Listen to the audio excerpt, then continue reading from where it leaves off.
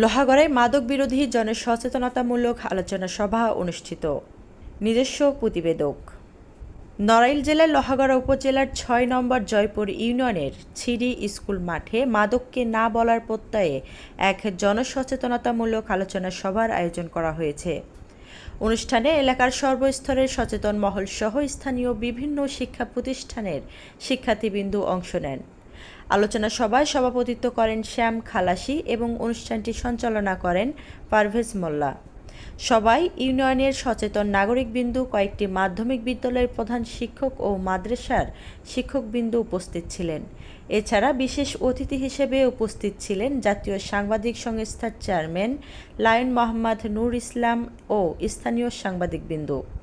সভায় উপস্থিত অতিথিবৃন্দ এলাকায় মাদকের বিস্তার রোধ ও তা নিয়ন্ত্রণে বিভিন্ন গঠনমূলক আলোচনা করেন।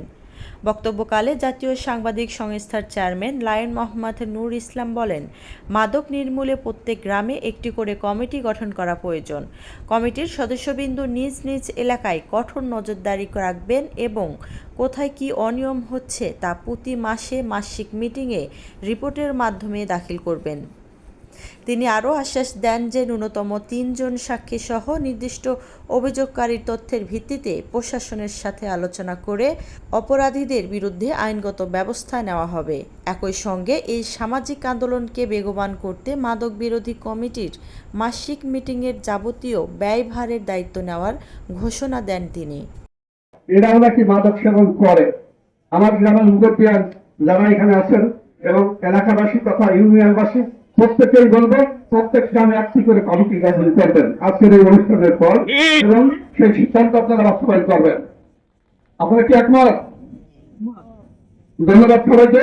যদি আপনারা যখন এই কমিটি গঠন করবেন, আপনার ওই কমিটির সদস্যরাই দেখবে যে এই কাজগুলো করে কারা। যারা করে তাদের নাম শুধু বলবেন। আমি শুনেছি যে থানায় বললেও নাকি পুলিশ অ্যাকশনে দেয় না, এরকম কথাও আমি শুনেছি। আমি আপনাদের মাঝে পরিষ্কার করে জানিয়ে দিতে চাই, ৩ জন লোক শুধু সাক্ষী দেবেন আর অভিযুক্ত ব্যক্তির নাম বলবেন। ও যত বড় নেতা হোক, ক্ষমতাবান লোক হোক, যত সন্ত্রাসী হোক, তাকে আইনের আওতায় এনে উপযুক্ত শাস্তি দেওয়ার দায়িত্ব আমার। আপনারা প্রত্যেক গ্রামে, প্রত্যেক মহল্লায় এইভাবে কমিটি করে পর্যায়ক্রমে এগিয়ে আসেন। তা না হলে এই ভয়ের ছাড়ায় আক্রান্ত হবেন আপনারা সবাই, শুধু ওই পরিবার না, প্রধান পরিবার, গ্রাম সমাজ বাঁচাতে হলে আপনারা যারা সচেতন মহল এখানে উপস্থিত আছেন প্রত্যেককে স্বতঃস্ফূর্তভাবে এগিয়ে আসতে হবে।